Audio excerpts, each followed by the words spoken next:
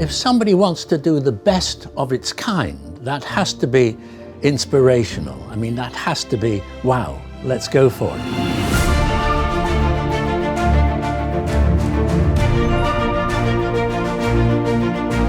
I think it encapsulated the spirit of this place and the idea that one could perhaps propose something that was so radical as a design and something that would challenge the very essence of a tall building.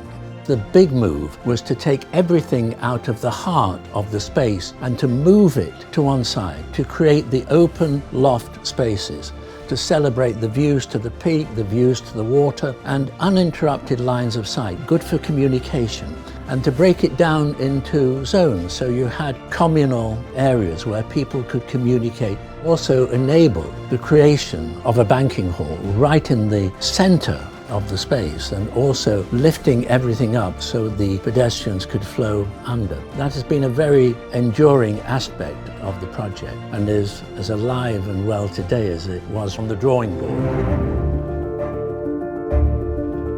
It was possible working together with the bank to question so many traditional concepts, to do a tall building which is different from any tall building which had gone before. The challenges were logistical, how you brought packaged elements from faraway places around the globe, brought them here and then seamlessly integrated them. I think that integration was an extraordinary combination of design and contracting challenges.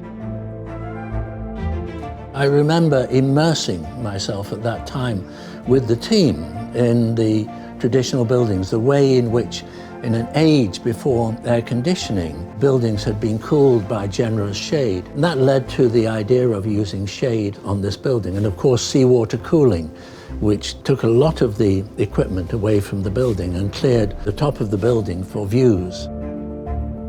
When you walk around a building site, you realize that a building is man-made. All that equipment, scooping the dirt, the mud, it's handcrafted, where an army of people, and it seems like organized mayhem, finally ends up with something which is pristine, clean, inhabited.